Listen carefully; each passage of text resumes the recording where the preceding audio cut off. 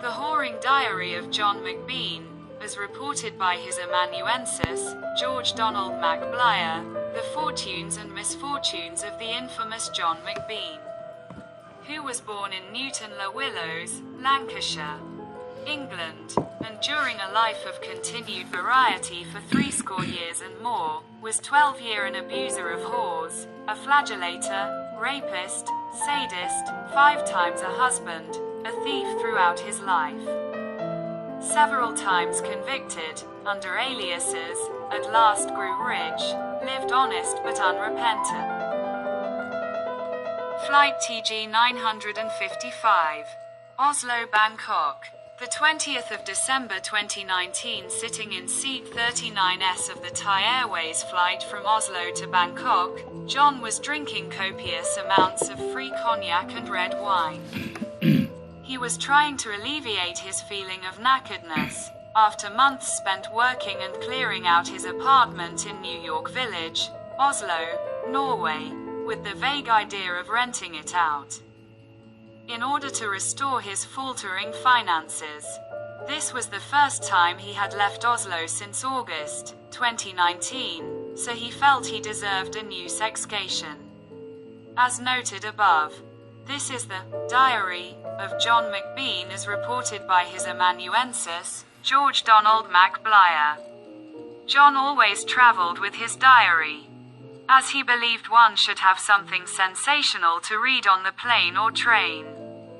He took out his diary and read it and made some notes.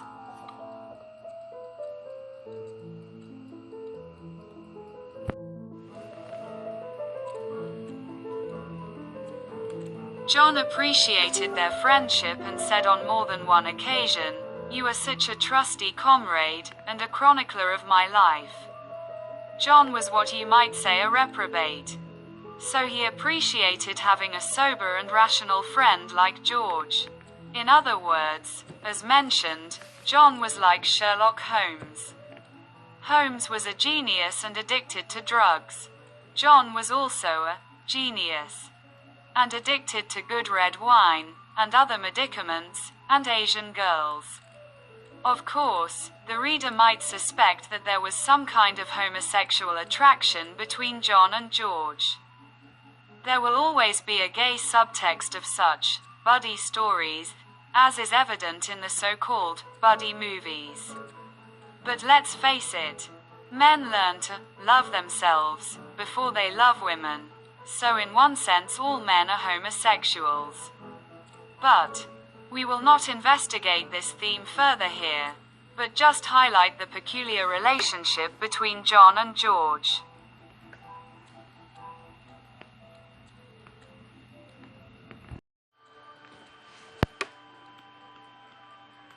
George Donald MacBlair. I am the narrator. My name is George Donald MacBlair. I am a friend of John's. John is also a narrator, on some occasions, but I am the main narrator. However, before we progress further, I should perhaps add some comments as an introduction. In fact, this travelogue or sexologue is just a continuation of several others. So, I am the narrator, George Donald MacBlair. I'm not really a character in this story, but a mere amanuensis.